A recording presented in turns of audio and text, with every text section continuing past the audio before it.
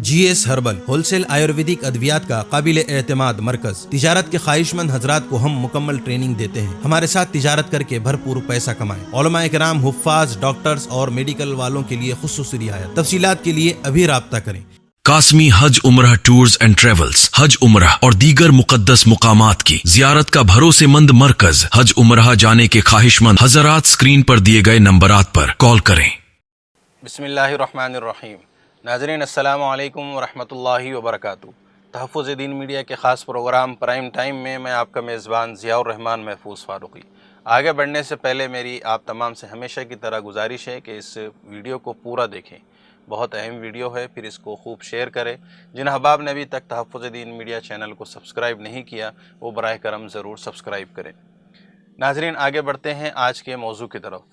آزمائشیں افراد اور قوموں کا مقدر ہوتی ہے۔ دنیا میں کوئی فرد ایسا نہیں اور نہ کوئی قوم ایسی ہے جو کبھی نہ کبھی سخت ترین آزمائشوں سے دوچار نہیں ہوئے ہیں۔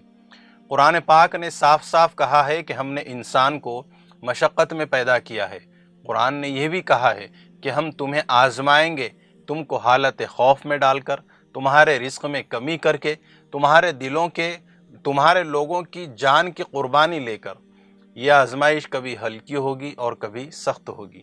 قرآن نے کہا ہے کہ وقت کا رسول اور اس کے ساتھی اہل ایمان والے مارے گئے، یہاں تک کہ ان کے حوصلے جواب دینے لگے اور وہ پکار اٹھے کہ آخر اللہ کی مدد کب آئے گی۔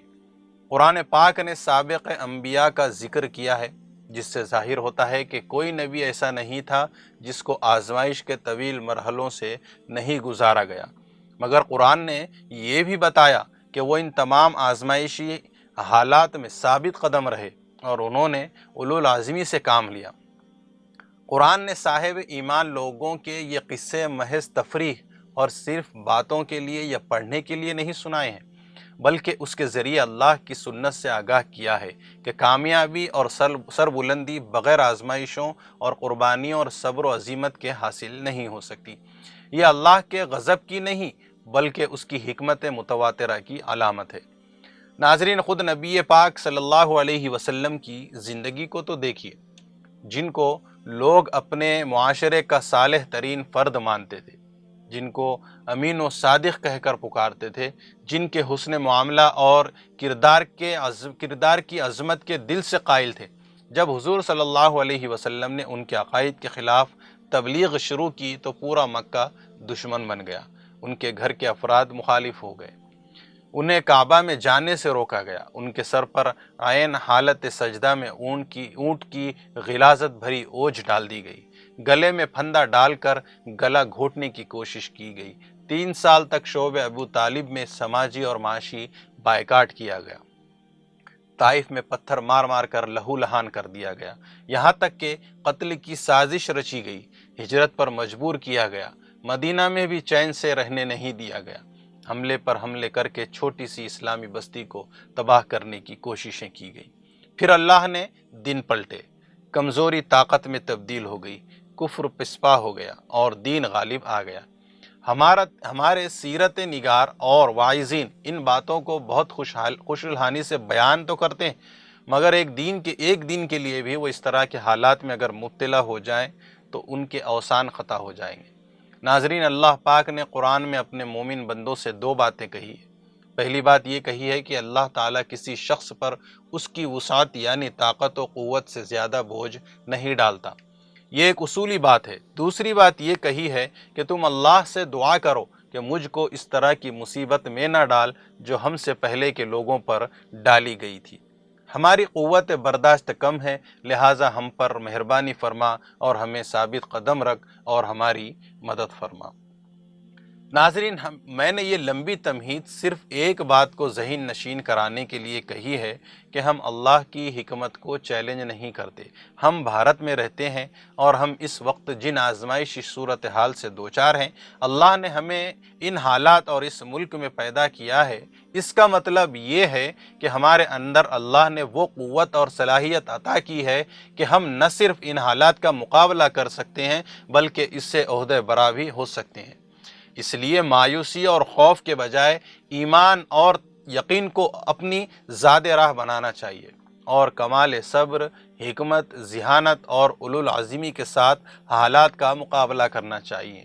آپ دیکھیں گے کہ سامنے جو آزمائشوں کا پہاڑ نظر آ رہا ہے وہ روئی کے گالے کی طرح ہوا میں اڑ جائیں گے۔ اللہ کی سنت کا یہ کرشمہ ہم ماضی میں بار بار دیکھ چکے ہیں، سن چکے ہیں، اور انشاءاللہ آئندہ بھی دیکھیں گے اور آنے والے دنوں میں بھی دیکھیں گے۔ جلد بازی، گھبراہٹ، خوف اور مایوسی انسان کے اصلی دشمن ہے، اور یہ وہ شیطانی وساوس ہیں جو انسان کو اندر سے کمزور کر دیتے ہیں اور آدمی ہمت ہار جاتا ہے۔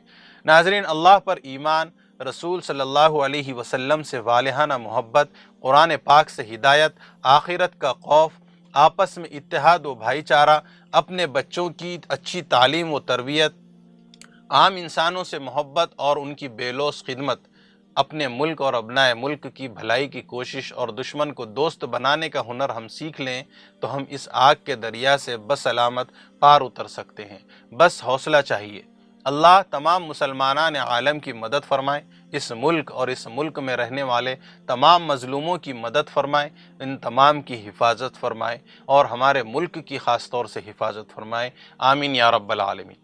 ناظرین، چلیے وقت کافی ہو گیا ہے، انشاءاللہ کل آئندہ پھر ہم کسی اہم موضوع کے ساتھ آپ کے روبرو ہوں گے۔ جانے سے پہلے آپ تمام سے گزارش ہے کہ اس اہم پیغام کو جو موٹیویشنل ہے آپ اس کو خوب شیئر کریں۔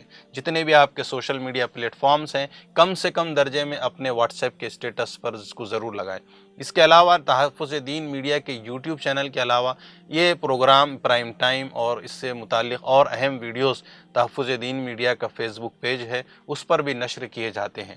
فیس بک پر دیکھنے والے احباب سے بھی گزارش ہے کہ کم سے کم اس کو ایک مرتبہ تو ضرور شیئر کریں اور فالو کریں۔